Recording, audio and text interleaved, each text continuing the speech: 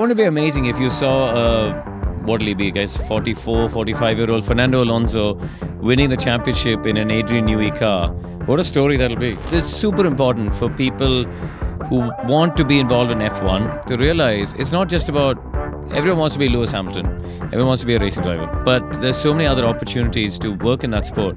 I've driven an F1 car from every decade since 1937. So the 30s through till the 2019 Mercedes that Lewis won the championship in. Tell us about how Indian motorsport is shaping up right now. Two of the biggest brands in Formula One are Ferrari and Mercedes-Benz. And both I would argue Ferrari and Lewis Hamilton, but carry on. yeah.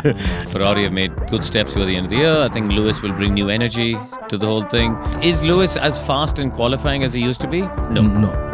Is he going to be as fast as Charles Leclerc in qualifying? Probably not. Is Lewis still capable of winning an 8th world championship? I think 25 is going to be an amazing season.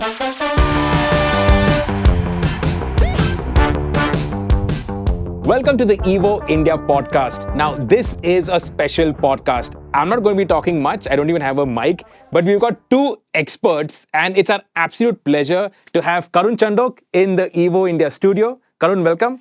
I feel like I've been conned into this. I messaged you two saying, let's go catch up for a coffee because I happen to be in Pune. I've been hooked into a podcast. We wanted you for lunch and carve you up properly. Yeah. And we have Adil, Jal, Darukhanawala. So this podcast is going to be about Formula One. I've jotted down a few things, but I think we're going to wing it. So we're going to talk about the season gone by, characters in Formula One. Adil, you want to talk about that?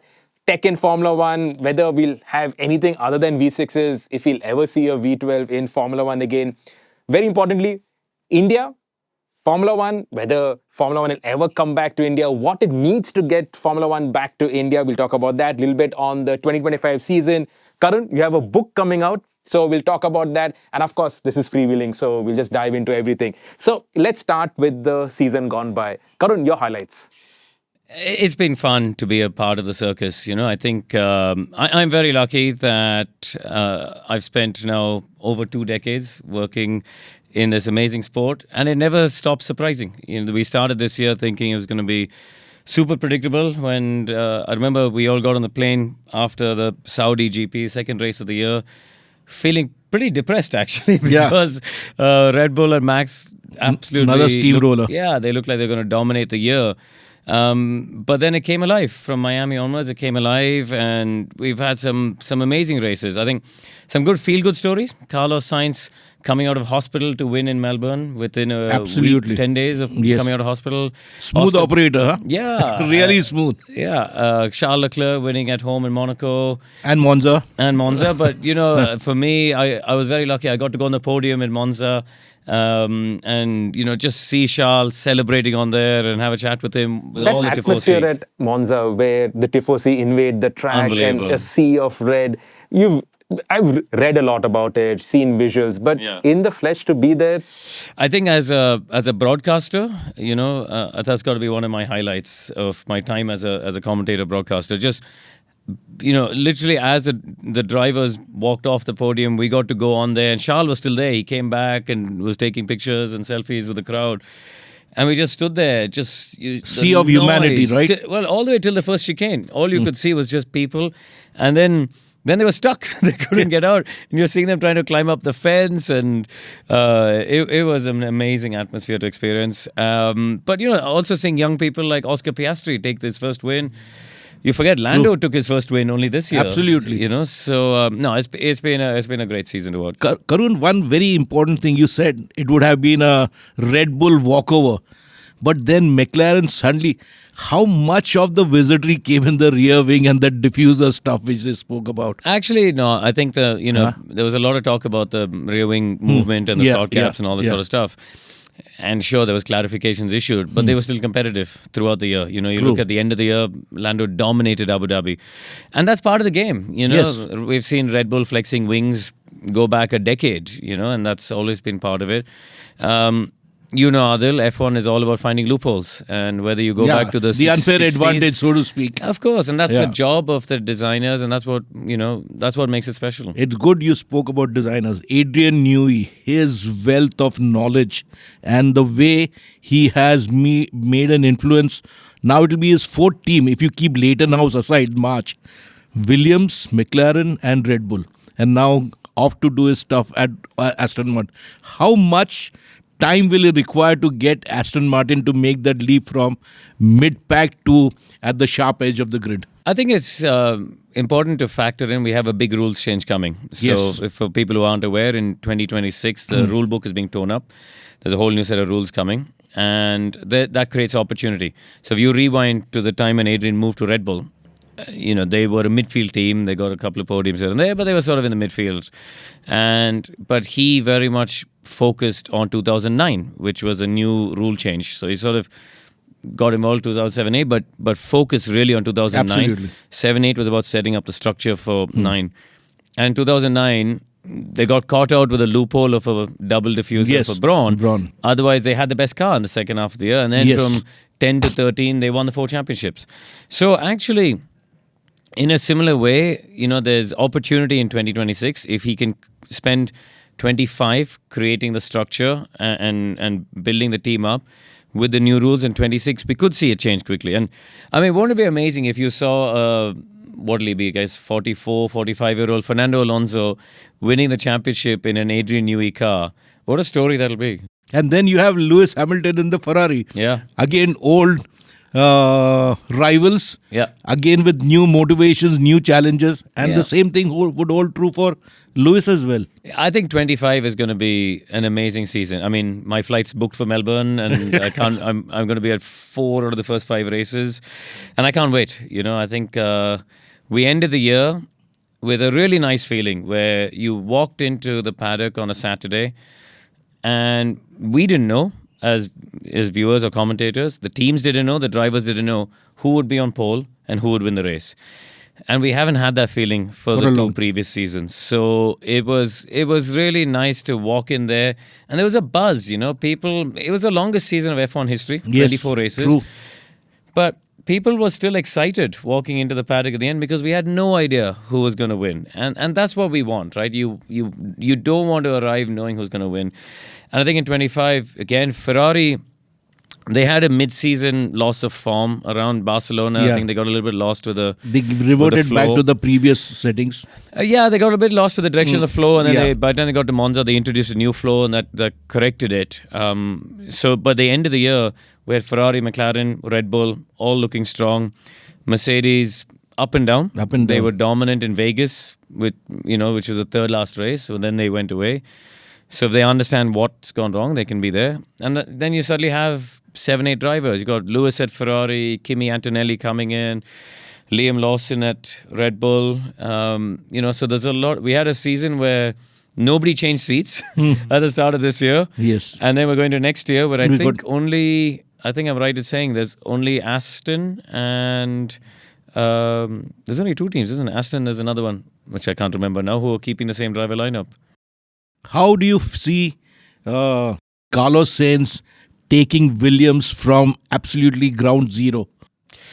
It's a big challenge, and nowadays it's different to even, let's say, the Schumacher days, where Michael could have such a huge influence and brought that team of people around him and just drag the whole thing up.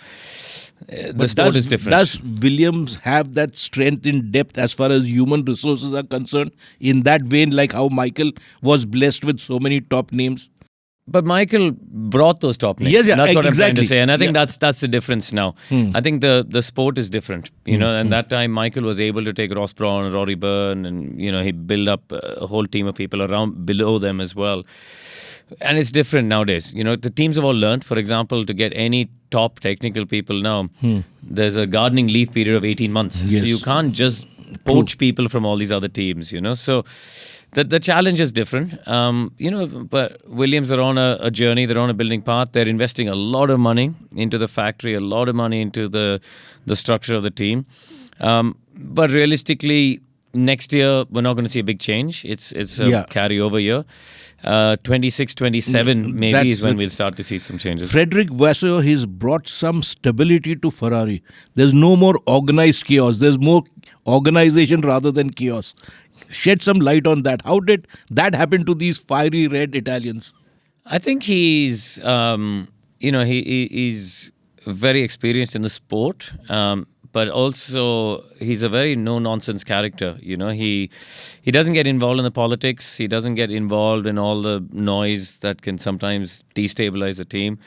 I've known Fred a very long time. I remember negotiating with him to do GP2 with ART in must have been end of 2007. And he was a tough operator, so I never ended up racing for him. But I've known him for a long time, and so what I like about him is he's very calm, very methodical.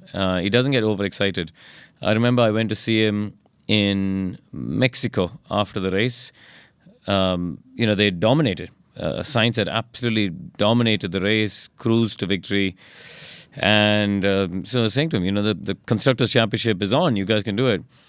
And he said, no, we're not going to talk about it. I'm talking about the debrief. We're going to talk about Brazil. We're going to talk about what we're going to do there. We're just talking about the next race, one by one. That's all I care about is take it one by one, and whatever happens with the points happens. So he's got a very, very pragmatic, practical approach. Karun, you have got... I think we should just take a time out and let's talk about what do you do in Formula 1? Yeah, let's ask What do that. I do? Yeah. Well, so we listen to you Yep. at some of the races. So what do you do exactly in Formula 1? So I've been very lucky that in parallel to my driving career, I recognized early on that the driving dream can end like this. You guys have been there since day one of my driving career. I mean, Adil came to watch me in Formula Asia.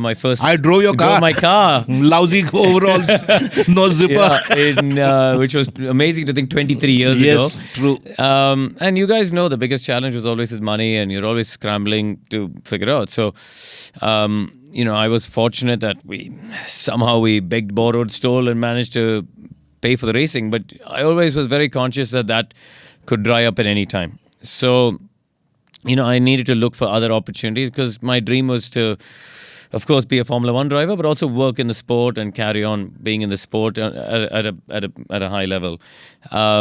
So the first race I commentated on was in 2004 when I was still racing in F3. I was 20 years old. I commentated for Star Sports with Steve Slater back then. And since then, I've worked with 5 different broadcasters. And, Sky, I'm very lucky now. They're the biggest broadcaster on the planet. We go to 62 different countries, including India, of course. We travel with a team of 35 people. It's a huge operation, nearly as big as one of the race teams.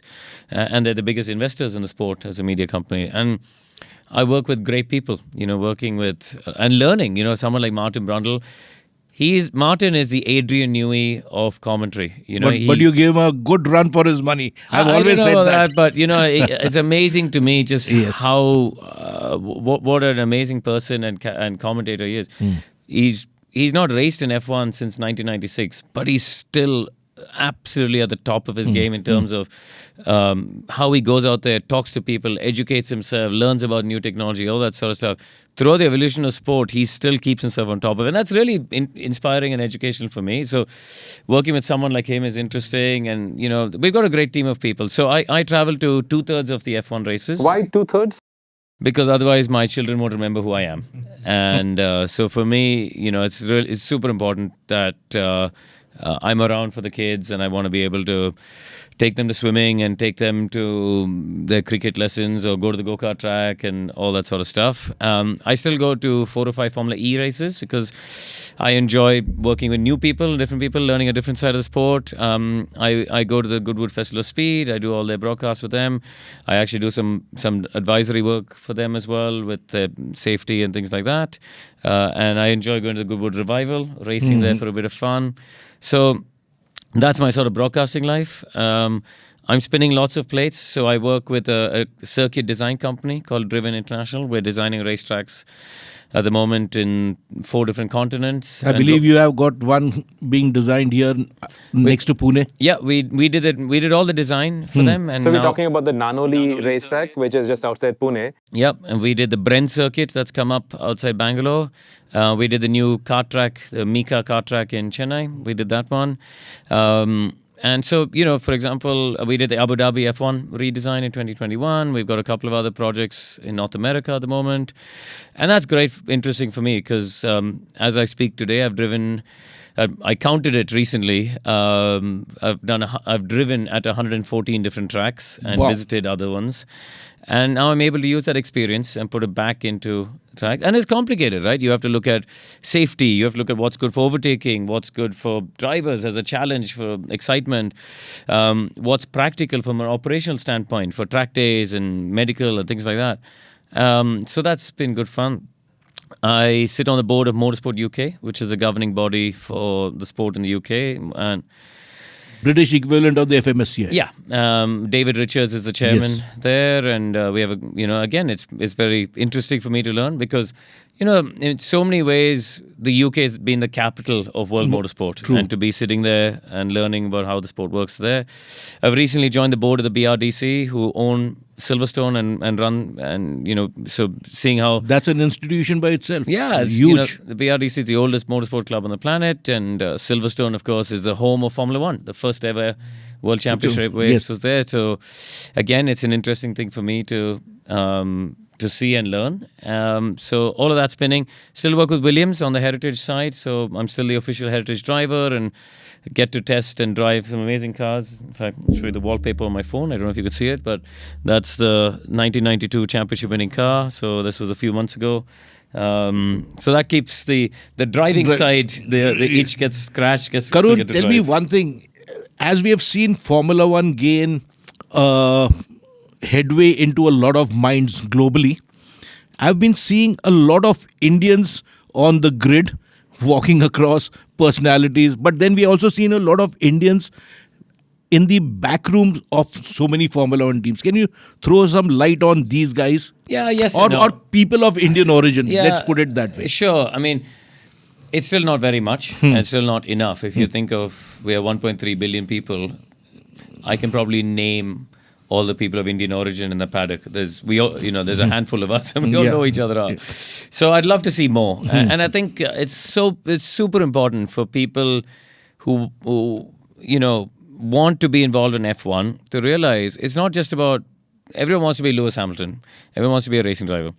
I was lucky I got to do that. But there's so many other opportunities to work in that sport. And you're right, we have people like Ravin Jain, who, he does the strategy at Ferrari. You have Randeep Singh, who is the sporting director at McLaren. You've got lots of designers and engineers, things like that. But it's such a small percentage, Adil, still. So we are very lucky. We, in India, there's a great education system. We're producing great engineers. It's about creating opportunity for them, and hopefully the next generation will have those opportunities to come and show that they've got the capabilities to work in F1. Karun, when you followed Naren in Formula One, just the two of you all have hit the big notes over there on the grid.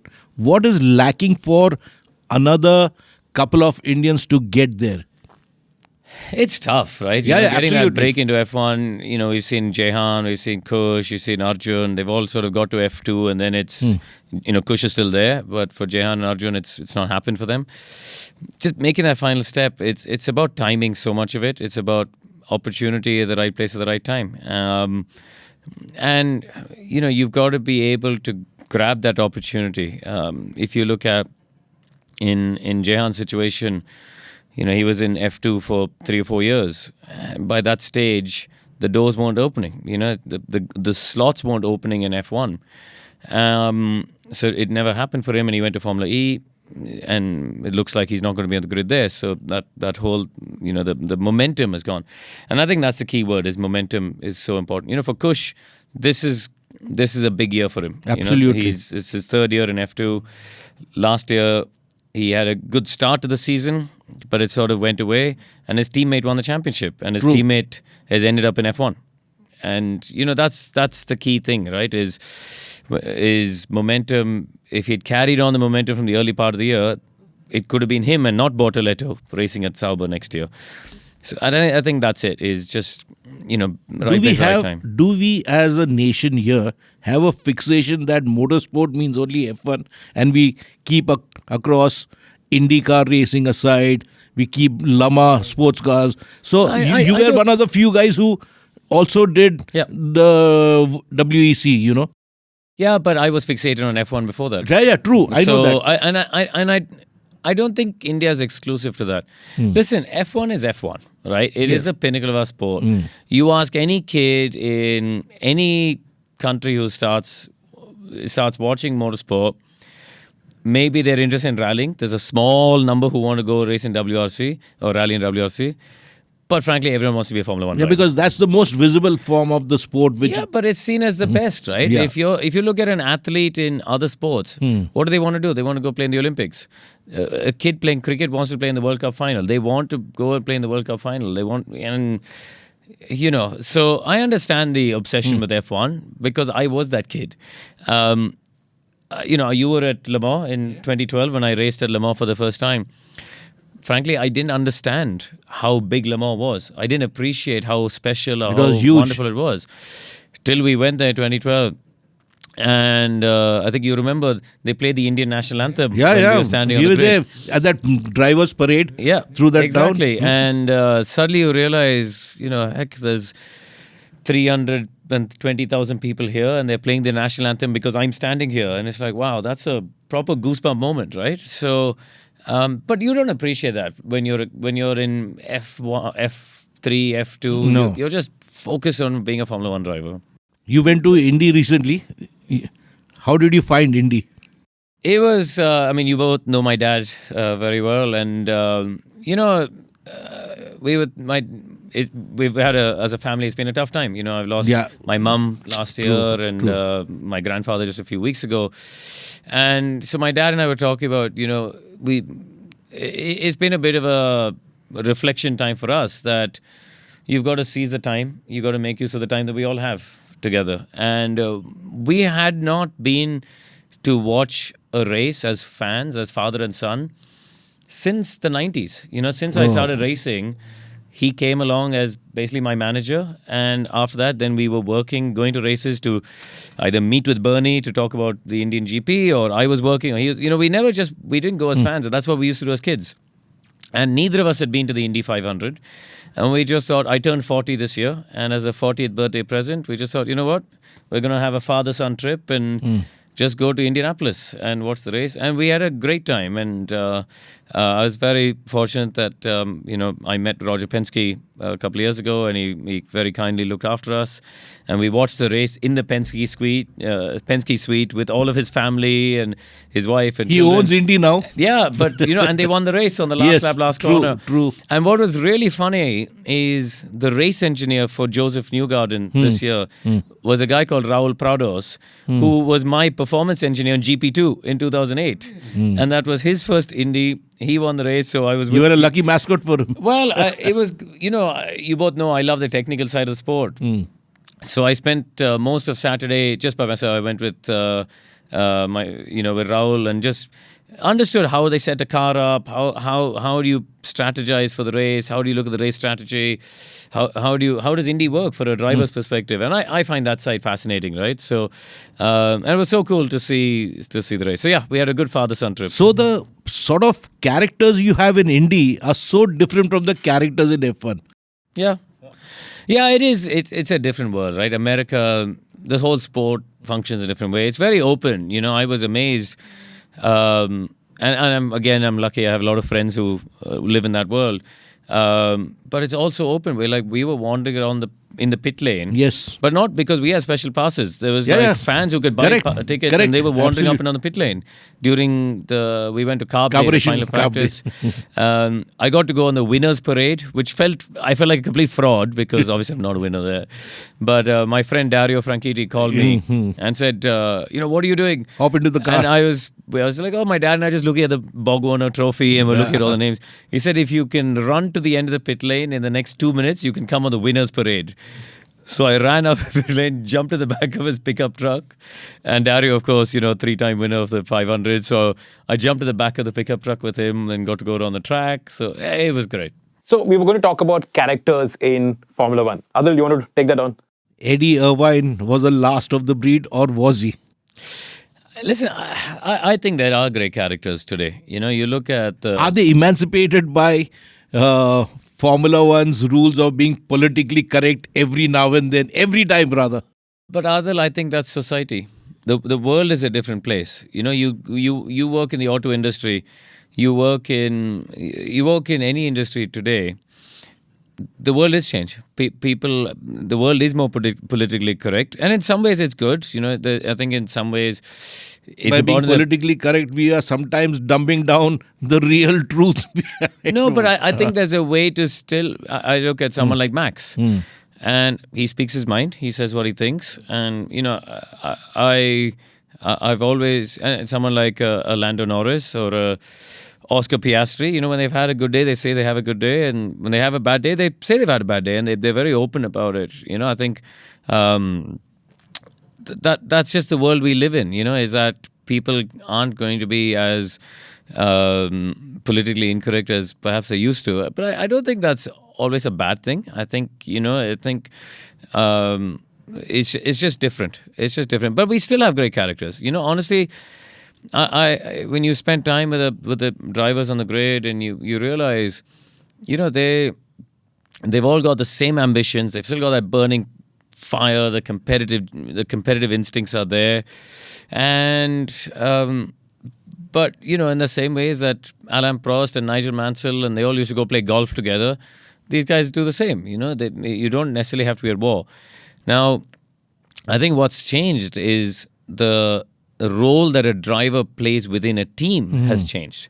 If you go back to an era you're talking about, Schumacher was the dominant figure at Ferrari. He absolutely led that team in a way that, drivers since then have not done. But you go before that, Niki Lauda was a dominant figure at McLaren. At McLaren. Before that, at Ferrari. Yeah. Prost. They were big characters. But the evolution of the sport means that just can't be the case now. The drivers are now part of such a big organization. That's just the way the sport has changed. And I don't look at it as good or bad. That's life. Life is. We have to evolve as a sport. We have to evolve with the times, and we have to. We can't be blind to what's happening in the outside world. The world has changed. Two of the biggest brands in Formula One are Ferrari and Mercedes-Benz. And both I would argue Ferrari and Lewis Hamilton, but carry on. Yeah. So anyway, and historically, right since the evolution of motorsport, from the beginning of motorsport, Mercedes has been there. How are their prospects going into the coming year and then the big jump when the new rules take shape? They're there, right? They're in the fight. As I was saying before, Ferrari have made good steps toward the end of the year. I think Lewis will bring new energy to the whole thing. He's not a spent force by any means, right? I don't think so. Is Lewis as fast in qualifying as he used to be? No. Is he going to be as fast as Charles Leclerc in qualifying? Probably not. Is Lewis still capable of winning an 8th world championship if the car is capable? Yes, he is. The British Grand Prix this year was, if I had to pick one race, that was my highlight of the year, was the British Grand Prix. Yeah. In the middle of the race, I remember looking at the timing charts. I was in the commentary box with Martin and Crofty.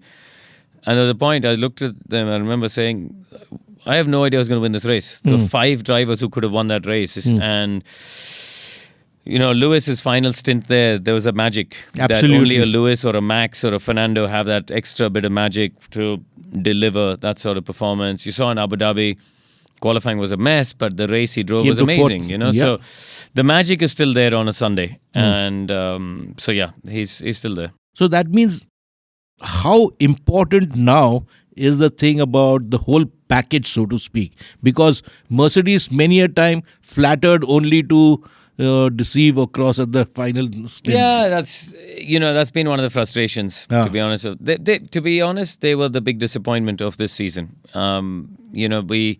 I think it was Canada, we thought they'd made a good step forward. George qualified well, but then it just never happened. Then he went to Vegas and it's freezing cold, and all of a sudden they're just smashing the opposition. Like George could have won that race by 30 seconds if he wanted to. It's just confusing. They're confused. That's the only thing they all kept saying after the race is, we won it. It's great. I have no idea why we won it. That's as important as anything else for them. They know that. Listen, the core people who won those 7 world championships in a row are still there. They're not idiots. So, but for whatever reason, they haven't got a handle of this set of regulations. So they're at a slightly odd situation. They're at a fork in the road, right? How much do you focus on 25 and try and get some results out of it and maybe fight championship? Or do you just say, you know what, let's accept we haven't got on top of these rules. Let's just get on to 26 and fully focus on that. General Motors, Cadillac into Formula One and Andretti. How is that going to play out? We'd love to see an all-American team back into the sport. Well, I mean, Haas are an American team already. Yes, but with firepower from... Yeah, no, sure. I mean, they're going to start obviously with Ferrari, and then we'll see when the GM power unit comes. Starting an F1 team is tough. If you look at in 2010 when I started, all of those teams that arrived in F1, they're all gone. One of them didn't make it. The other 3 are now gone. If you look at going back, the last successful true startup F1 team without a technical collaboration like Haas have had was Stewart F1, which is back in 97. So, you're talking now as let's say, Cadillac are going to come in 2026. That's nearly 30 years. It's 29 years since the last true startup. Haas arrived, but they had a huge technical collaboration with Ferrari and Dallara, and they had a lot of support. These guys are coming complete ground up. So it's a massive effort. F1 also has legacy, and legacy counts for a lot in the sport.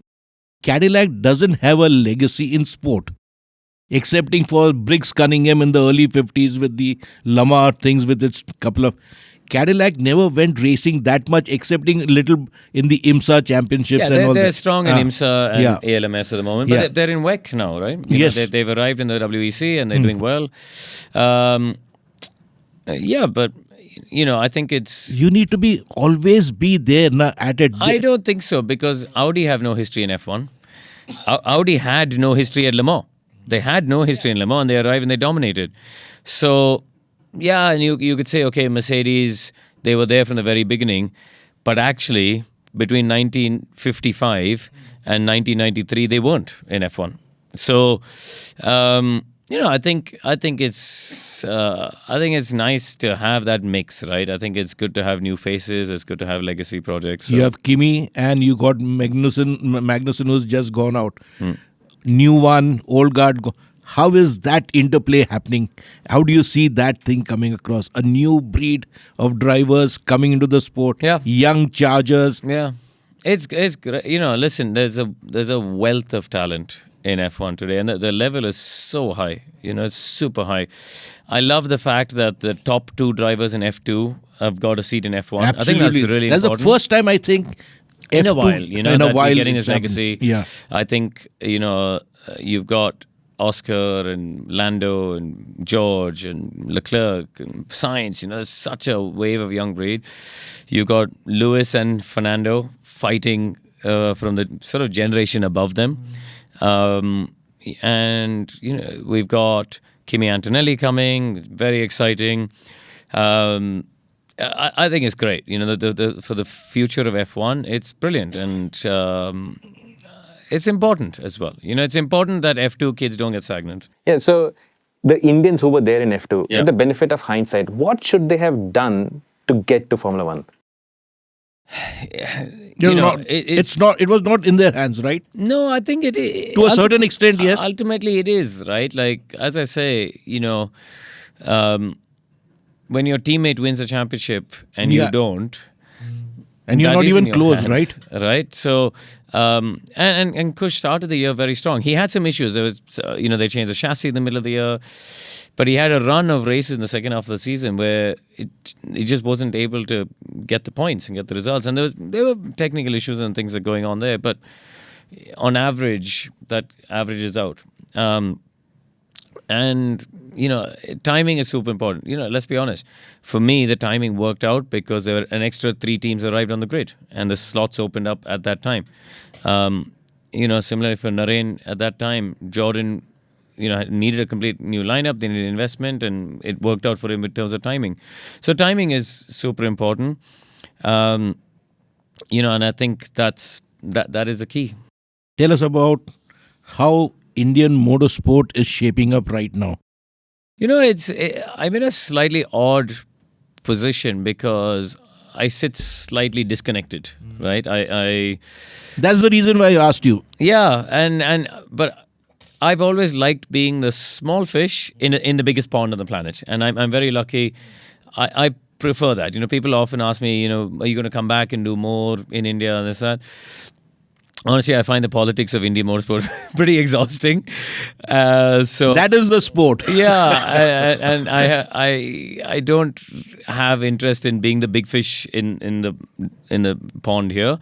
I like playing in my own little way there. Having said that,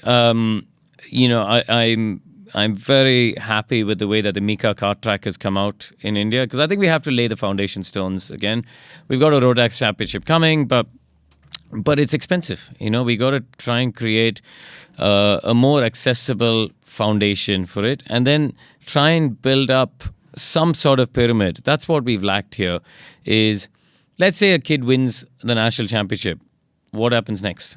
They've always needed the money to go to the next step, and so I think, for example, what Akhil Reddy has done by investing a huge amount of money into creating national racing platforms that give Indian drivers a chance to compete with international talent is great. He's hats off to him to invest that sort of money. I thought I wasn't at the Chennai street race. I was watching it online at home, and it looked fantastic. The night race on the streets. It was really, it was a proud moment to watch that.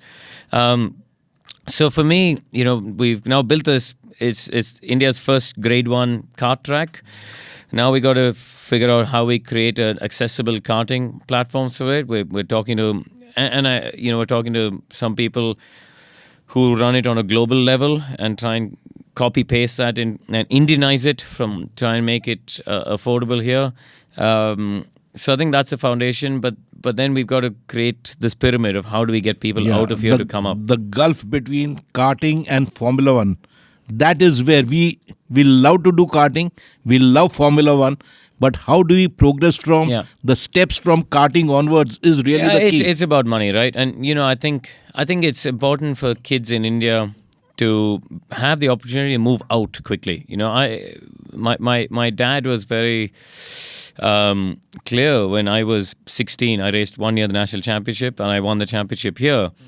And clear that I needed to get going. I went immediately to Formula Asia, and I had, it was difficult. We mortgaged and sold everything that we had for me to get to F3, but you have to get going. And you see that opportunity is difficult for kids. So I think that's what we need, is to create some way where they do karting, a year of Indian F4, and then create some sort of scholarship that the champion of Indian F4 gets a funded drive to do British F4 or Italian F4 or something. Then if they do well, they move and move and move, right? Is it a matter of having the right mentor?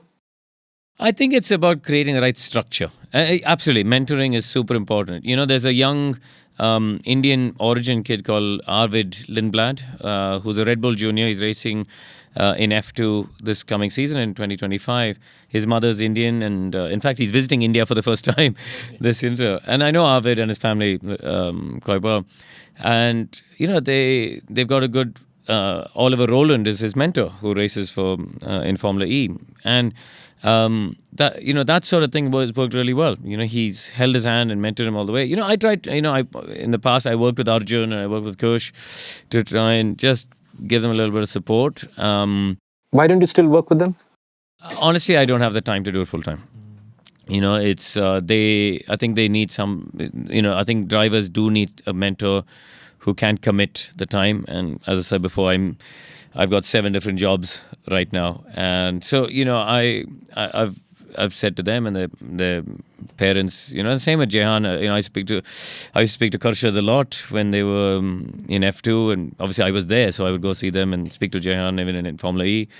I'm there as a friend to help, but I think you're right. There's a question of needing a mentor, but I think you need a structure of the financial structure to help the drivers progress up the pyramid. Indian Grand Prix. Will it happen? Is there potential? Potential, yes. Yeah. But is there the will? Listen, the people keep popping up, right? There's lots of people who from different states or private organizations who keep popping up. I know from conversations I have within F1 that they still get inquiries, and there was a tender process about doing a master plan in Gift City, for example, that's recently undergone. So there's sort of these rumblings that keep popping up. I think the challenge now, compared to if I look back in sort of 2006-07, and where we were negotiating with Bernie. Bernie would get a wave of inquiries. My father and I would do the first round of filtering. We'd call Bernie. He'd come. We'd travel around India and do the next round of meetings together, which was great fun. Really interesting for me to also, as I was 22 years old at the time and sitting with Bernie in these meetings, seeing how he operated. But the demand for F1 wasn't like it is now. And, today we have a calendar of 24 races. Absolutely. And there are countries queuing up to try and get in. So actually, to get a slot on the F1 calendar is much harder than it was 10, 15 years ago. And the buy-in in terms of rights fees and the financial model is much higher than it was. Understandably, right? That's economics. True. The demand is demand high. and supply. Doesn't Formula One want to come to India? I think F1 wants to come to India, but they also want to go to South Korea. They also want to go to Africa. They also want to go to Thailand. They also want to go to... They want to go where the money is, no? Yeah, but I think there's 2 elements, right? One is pure money, but also strategically. You want to have a presence in lots of key markets. But the equation has to balance out. You can't just say, yes, they want to have a race in the African continent. We're going to go there and lose loads of money. That doesn't work as a business. Ultimately, it is a business, and it's a public business. Don't forget, it's shareholders and things like that. So what needs to be done? So you say there is a lot of talk from India to Formula One that we want to do a race.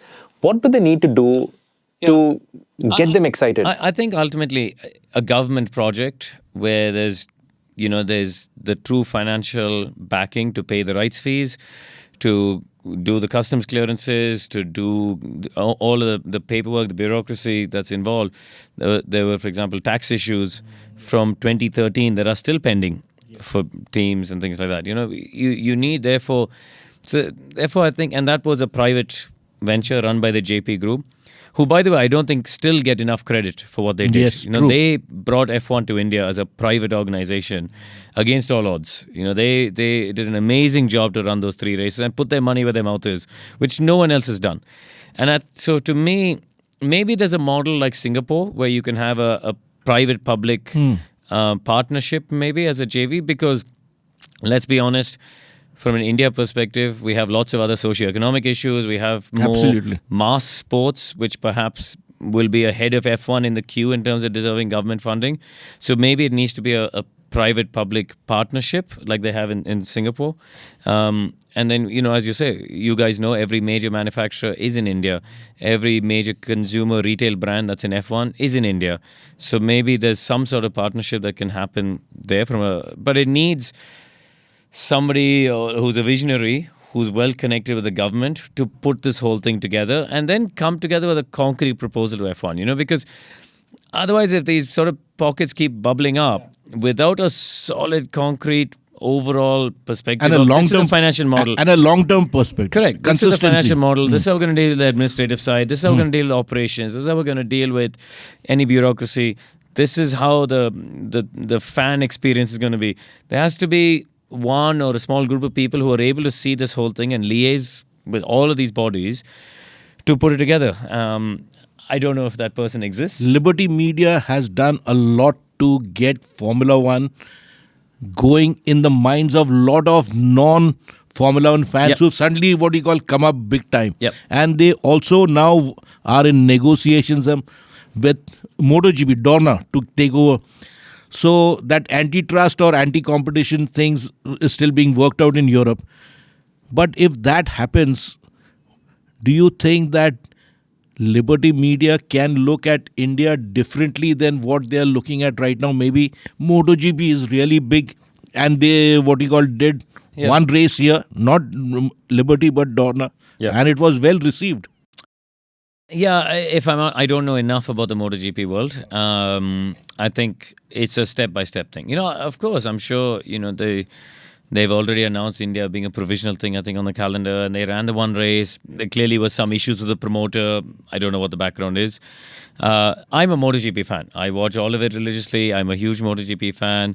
I love going to the races. So I would love for MotoGP. And Lewis Hamilton is going to be taking a share in the KTM team. He's going to buy into the KTM MotoGP effort. Is he? As an investor, not as a sponsor.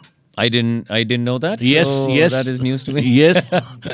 So that also, so it helps, doesn't it, when a big name like Lewis Hamilton invests in the sport? Yeah, if it happens. I mean, I think it sounds like KTM have got lots of financial issues going on. No, but this was predating that. They were talking about this from a earlier period in time. Yeah, listen. He's awash with money any which way. So Yeah, but it doesn't mean he wants to just throw it away. No. So Absolutely. you have to look at the big picture. Look, bottom line is it'll be great for India if we can have MotoGP back. If we can have India back on the calendar, it'll be great. Obviously for F1 as well. I think the ball game is a bit different. MotoGP, they're on a decline since the Rossi years, and I think they're struggling. They're struggling, and at the same time, F1 has hit a peak like never before. As you say, I think Liberty have done an amazing job, and I think Bernie was absolutely the right person at the right time for the sport, and I think equally Liberty have capitalized on the wave of people that were interested, and the lack of social media presence that F1 had in the Bernie era. Liberty have capitalized on that and done a brilliant job, with Netflix and social media and all the rest of it. So the sport is in good health. And I think, therefore, it's tough for other championships, whether it's WEC, whether it's Formula E. It's very tough for any other championship actually to exist in this world where F1 has become so dominant. you have driven a lot of Formula One cars through the ages. Shed some light on someone. You drove Lotus 49, I believe, recently. Yep. So tell us all about that part of your repertoire. Yeah. I mean, I've driven now 34 different F1 cars, 12 of them championship-winning cars, which is pretty special. I've driven an F1 car from every decade since 1937, so the 30s through till the 2019 Mercedes that Lewis won the championship in. And I've been very lucky. Listen, for a kid who grew up in Madras, it's amazing to think that's what have been able to do in my life, and to drive Niki Lauda's Ferrari and James Hunt McLaren, the Mansell, the Proscar. I've been very lucky. I think it's and you see the evolution of the sport. I love the history of the sport, Yes. as you know. I got to drive the Lotus 49, which is arguably the most important F1 car in F1 history. I got to drive it at Monza, one of the greatest Wow. tracks, alongside Emerson Fittipaldi, double world champion. Fittipaldi was driving his championship-winning Lotus 72, and I was in a parade next to him in a Lotus 49. Both gold leaf colored cars, right? The 49 was gold leaf, the JPS. 72 was JPS. JPS. Yeah, and it's the sort of stuff which you just True. think, you just, slap yourself and think, like, Yeah, how did it's this a- happen? yes. I was this kid from Madras. How the hell has this happened to me? So it was amazing. And I'm very fortunate that the Duke of Richmond at Goodwood invites me back every year and very kindly arranges some amazing cars for me to drive. And a real eclectic mix. I've driven Group C Jaguars. I've driven the actual original Porsche 917 that won the Le Mans 1970 race, the very first ever Porsche winning car. I drove that chassis. Brilliant. But it's also not just about the cars, about the people. You know, Exactly. I drove the car, and then later on I spent some time with Richard Atwood, who was the Porsche Works driver. True. And Richard and Veronica, his wife, lovely people, and I've become his sort of default driver to take him to the ball every year, so we share stories and stuff. And that's the lovely thing is, my life and my career has allowed me the chance to spend time getting to know and talk to these people who, they were gods when I was growing up. Talking to Alain Prost and Nigel Mansell and Frank Williams and just spending time with Roger Penske and Richard Petty and all these sort of people. These are just names who were on posters in a bedroom wall. So I'm a lucky boy and living your dream. Yeah, living my dream, but also now, you mentioned before, I've just started writing a book. So that's what I was going to come at. What are you writing on? Well, What's the book called? It's called Drive to Victory, and it's a book about Formula One, but it's a kid's book. And for me, that's super important because I was very lucky that I think at the time in the 80s, my father was probably the only or one of a handful of subscribers of Autosport magazine, and I was able to read all about F1. Of course, the postage at that time used to take 6 to 8 weeks, so I would read about things 2 months after it happened. But also, my kids, my son, older son is six now, but even my younger one, he's going to be 3. And I watch F1 with them when I'm home, those weekends where I'm not working. And they're always asking me questions. Why does this happen? Why does that happen? What are these tires? How does this work? And what inspired me was I put a tweet out some point early in the year about tires, about a particular race weekend. And somebody replied to me saying, this is too complicated. How can any kid understand this? And I actually replied to him saying, well, actually, he was 5 at the time. My son understands. He actually understands what I've tweeted. But it made me think that, listen, he understands because he has a father who works in the sport and maybe has the time and it takes the time to explain it. But there are other parents who are leading busy lives and don't have the time or maybe don't have the knowledge to explain to kids. And I thought, you know what? I'm going to try and be that person who can educate kids, inspire kids, and try and get them into the sport. So I was very lucky at the same time. The company Hachette Publishing contacted me around the same time, actually. It was just like a sliding doors moment where they said, would you be interested in doing a kid's book on F1? And so I used all of my flights traveling to the races this year to write out the book myself.